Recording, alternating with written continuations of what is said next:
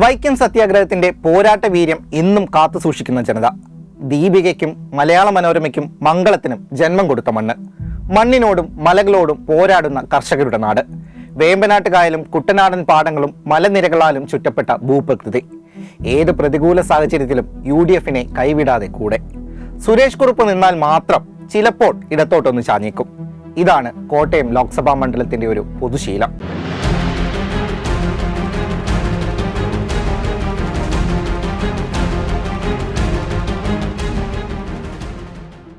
രാഷ്ട്രീയ സമവാക്യങ്ങൾ മാറി മറഞ്ഞതിനു ശേഷം കോട്ടയം വീണ്ടും ഒരു ലോക്സഭാ തിരഞ്ഞെടുപ്പിന് ഒരുങ്ങുകയാണ്. 2019 ലോക്സഭാ തിരഞ്ഞെടുപ്പിലെ കണക്കുപ്രകാരം 12,02,284 വോട്ടർമാരാണ് മണ്ഡലത്തിലുള്ളത്. വോട്ടർ പട്ടിക വിശകലനം ചെയ്താൽ വോട്ടർമാരിൽ 56.3% ഹിന്ദു വിഭാഗത്തിൽ നിന്നുള്ളവരാണ്. ക്രിസ്ത്യൻ വിഭാഗം 38.7% വരുന്നു. 7.7% മണ്ഡലത്തിലെ പട്ടികജാതി വിഭാഗം. 0.9% പട്ടികവർഗ വിഭാഗത്തിന്റെ സാന്നിധ്യം. 2004 ലോക്സഭാ തിരഞ്ഞെടുപ്പ് വരെ വാഴൂർ, ചങ്ങനാശ്ശേരി, കോട്ടയം, ഏറ്റുമാനൂർ, പുതുപ്പള്ളി, കടത്തുരുത്തി, വൈക്കം എന്നീ നിയമസഭാ മണ്ഡലങ്ങൾ ചേരുന്നതായിരുന്നു കോട്ടയം. എന്നാൽ മണ്ഡല പുനർനിർണയത്തിന് ശേഷം പാലയും എറണാകുളം ജില്ലയുടെ ഭാഗമായ പിറവവും കോട്ടയത്തോട് ചേർന്നു. ഇതോടെയായിരുന്നു മണ്ഡലത്തിലെ രാഷ്ട്രീയ സമവാക്യങ്ങളിൽ മാറ്റമുണ്ടായതും. 2009 മണ്ഡലത്തിന്റെ ഉത്തരവാദിത്തം സീറ്റ് വിഭജനത്തിൽ കേരള കോൺഗ്രസിന് നൽകാൻ UDF തീരുമാനിച്ചു. 1998 നഷ്ടപ്പെട്ട സീറ്റ് CPMൽ നിന്ന് തിരിച്ചു പിടിക്കുക എന്ന ലക്ഷ്യം കൂടി തീരുമാനത്തിന് പിന്നിലുണ്ടായിരുന്നു. 4 തവണ മണ്ഡലത്തെ പ്രതിനിധീകരിച്ച് ലോക്സഭയിലെത്തിയ സുരേഷ് കുറുപ്പിനേക്കാൾ മികച്ച സ്ഥാനാർത്ഥി കോട്ടയത്തിന് CPMന് മുന്നിലുണ്ടായിരുന്നില്ല. 3 പതിറ്റാണ്ടിന് ശേഷം കോട്ടയം സീറ്റ് ലഭിച്ചപ്പോൾ കേരള കോൺഗ്രസ് കളത്തിലിറക്കിയത് KM മാണിയുടെ മകൻ ജോസ് കെ മാണിയായിരുന്നു. 2004 പൊതുതെരഞ്ഞെടുപ്പിൽ മൂവാറ്റുപുഴയിൽ 3ാം സ്ഥാനത്തേക്ക് പിന്തള്ളപ്പെട്ട തിരഞ്ഞെടുപ്പ് പരിചയം മാത്രമാണ് ജോസിന് അന്ന് കൂട്ടായി ഉണ്ടായിരുന്നത്. പക്ഷേ KM മാണിയുടെ കണക്കുകൂട്ടലുകൾ പിഴച്ചില്ല. 4ാം വിജയം തേടിയിറങ്ങിയ സുരേഷ് കുറുപ്പ് പരാജയപ്പെട്ടു. UDF തിരംഗം ആഞ്ഞടിച്ചപ്പോൾ ജോസ് കെ മാണിയുടെ വിജയം 50%-ലധികം വോട്ട് നേടിയായിരുന്നു. 2004 മണ്ഡലത്തിലെ 7 നിയമസഭാ മണ്ഡലങ്ങളിൽ 6ലും ലീഡ് ചെയ്ത സുരേഷ് കുറുപ്പിന് 2009 മുന്നിലെത്താനായത് വൈക്കത്ത് മാത്രമായിരുന്നു. CPMന്റെ വോട്ട് വിഹിതം 48.4%-ൽ നിന്ന് 41.3%-ലേക്ക് വീഴുകയും ചെയ്തു. കേരളത്തിലെ രാഷ്ട്രീയ കാലാവസ്ഥ നിർണ്ണയിക്കാനാകാതെ പോയ തെരഞ്ഞെടുപ്പ് കൂടിയായിരുന്നു 2011 VS അച്യുതാനന്ദൻ സർക്കാരിനെതിരെ ഭരണവിരുദ്ധ വികാരമുണ്ടാകുമെന്ന് പ്രതീക്ഷിച്ച UDFന് പിഴച്ച തെരഞ്ഞെടുപ്പ്. അധികാരം ആരിലേക്കെന്ന ചോദ്യത്തിന് ഉത്തരം കണ്ടെത്തുന്നതിനായി അവസാന ലാപ്പ് വരെ കാത്തിരിക്കേണ്ടി വന്നു കേരള ജനതയ്ക്ക്. അന്ന് കോട്ടയം ലോക്സഭയിലെ 7ൽ 5 മണ്ഡലങ്ങളും UDFനൊപ്പം നിന്നു. 2014 ലോക്സഭാ തെരഞ്ഞെടുപ്പ് കേരള കോൺഗ്രസിനെ സംബന്ധിച്ചിടത്തോളം കൂടുതൽ തിളക്കമാർന്ന വിജയവും വോട്ടിംഗ് ശതമാനത്തിൽ വർധനവും ഉണ്ടായി. 2009 നിന്ന് വിഭിന്നമായി കോട്ടയം തിരിച്ചുപിടിക്കാൻ ജനതാദൾ എസിനായിരുന്നു LDF ഉത്തരവാദിത്തം കൈമാറിയത്. മത്സരിച്ചതാകട്ടെ തിരുവല്ല MLA കൂടിയായിരുന്ന മാത്യു ടി തോമസ്.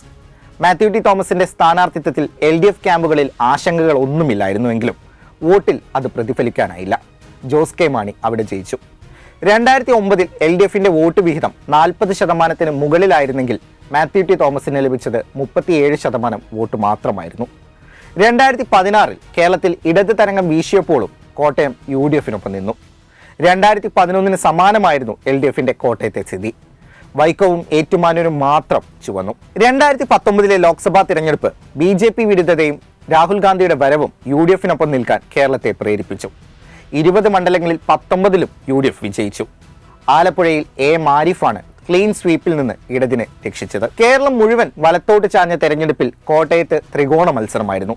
ജോസ് കെ മാണി രാജ്യസഭയിലേക്ക് ചേക്കേറിയതിനാൽ തോമസ് ചാഴിക്കാടനായിരുന്നു കേരള കോൺഗ്രസ് മണ്ഡലം നിലനിർത്താൻ ഏൽപ്പിച്ചത്. ഇത്തവണ JDS പരീക്ഷണത്തിന് മുതിരാതെ CPM നേരിട്ട് ഗോദയിലിറങ്ങി. VN വാസവനായിരുന്നു സ്ഥാനാർത്ഥി. കേരള കോൺഗ്രസ് ലയനവിരുദ്ധ ഗ്രൂപ്പിന്റെ ഭാഗമായി PC തോമസിന്റെ വരവ് കൂടിയായതോടെ മത്സരം കടുത്തു. 1 ലക്ഷത്തോളം വോട്ടിന്റെ ഭൂരിപക്ഷത്തിലായിരുന്നു ചാഴിക്കാടന്റെ വിജയം. പക്ഷേ വോട്ട് ശതമാനത്തിൽ ഇടിവുണ്ടായി. 2014 51%-ൽ നിന്ന് 46.6-ലേക്ക് വീണു. CPMന് ലഭിച്ചത് 34.9% വോട്ട്. PC തോമസ് 1.5 ലക്ഷത്തിലധികം വോട്ട് നേടിയതാണ് കേരള കോൺഗ്രസ് എമ്മിന്റെ വോട്ട് വിഹിതം കുറയാനുള്ള കാരണമായി വിലയിരുത്തപ്പെട്ടത്. 2019 KM മാണിയുടെ മരണത്തിന് പിന്നാലെ പാർട്ടിയിൽ വിഭാഗീയത ആരംഭിച്ചു. പാർട്ടിയിലെ മുതിർന്ന നേതാവെന്ന നിലയിൽ തനിക്ക് അവകാശപ്പെട്ടതാണ് ചെയർമാൻ സ്ഥാനമെന്ന നിലപാടിലായിരുന്നു PJ ജോസഫ്. മറുവശത്ത് ജോസ് കെ മാണി അതിവേഗം കരുക്കൾ തീക്കി. കോട്ടയത്ത് നടന്ന സംസ്ഥാന കമ്മിറ്റി മീറ്റിംഗിൽ ജോസ് കെ മാണിയെ ചെയർമാനായി തിരഞ്ഞെടുത്തു. ജോസഫ് പക്ഷത്തിന്റെ എതിർപ്പ് മാത്രമല്ല, അസാന്നിധ്യവും അവഗണിച്ചായിരുന്നു ജോസ് കെ മാണിയുടെ സ്ഥാനാരോഹണം. തർക്കം രൂക്ഷമാവുകയും പിന്നീട് വർക്കിംഗ് ചെയർമാനായി PJ ജോസഫിനെ party general secretary Joy Abraham പ്രഖ്യാപിക്കുകയും ചെയ്തു. പാല നിയമസഭാ ഉപതെരഞ്ഞെടുപ്പിൽ ജോസ് കെ മാണിയുടെ സ്ഥാനാർത്ഥിയായി ജോസ് ടോം പുലിക്കുന്നേലിന് പാർട്ടി ചിഹ്നം അനുവദിക്കാൻ ജോസഫ് തയ്യാറായില്ല. സ്വതന്ത്ര സ്ഥാനാർത്ഥിയായി പൈനാപ്പിൾ ചിഹ്നത്തിൽ മത്സരിച്ച ജോസ് ടോം മാണി സി കാപ്പനോട് പരാജയപ്പെടുകയും ചെയ്തു. തിരഞ്ഞെടുപ്പ് തോൽവിയുടെ ആഘാതം വർദ്ധിപ്പിച്ചതായിരുന്നു കട്ടപ്പന സബ് കോടതിയുടെ വിധി. അധികാര തർക്ക കേസിൽ ജോസഫ് വിഭാഗത്തിന്റെ പരാതിയിൽ ജോസ് കെ മാണി കേരള കോൺഗ്രസിന്റെ ചെയർമാൻ അല്ലെന്ന് കോടതി വിധിച്ചു. ജോസ് ടോമിന്റെ തോൽവി UDFിൽ തന്നെ വലിയ ചലനങ്ങൾക്ക് കാരണമായി. ജോസഫ് പക്ഷവും UDFും ഒപ്പം നിന്നില്ലെന്ന ഗുരുതര ആരോപണം മാണി വിഭാഗം ഉന്നയിച്ചു. ജോസിനെ അനുനയിപ്പിക്കാൻ UDFിലെ തലമുതിർന്ന നേതാക്കളുടെ തന്ത്രങ്ങൾക്ക് കഴിഞ്ഞില്ല. ഒടുവിൽ LDF തുറന്ന വാതിൽ ജോസ് പക്ഷം സ്വീകരിച്ചു. മാണി വിഭാഗത്തിലെ അധികാര തർക്കത്തിൽ തിരഞ്ഞെടുപ്പ് കമ്മീഷന്റെ ഇടപെടലുണ്ടായി. 2 ചിഹ്നം ജോസ് കെ മാണി പക്ഷത്തിന് അവകാശപ്പെട്ടതാണെന്ന് തിരഞ്ഞെടുപ്പ് കമ്മീഷൻ പ്രഖ്യാപിച്ചു. കമ്മീഷന്റെ തീരുമാനത്തിനെതിരെ ഹൈക്കോടതിയെയും പിന്നീട് സുപ്രീം കോടതിയെയും സമീപിച്ച ജോസഫ് പക്ഷത്തിന് തിരിച്ചടിയുണ്ടായി. കമ്മീഷന്റെ തീരുമാനത്തിന് ഇടപെടാനാകില്ലെന്ന് ഇരു കോടതികളും വ്യക്തമാക്കി.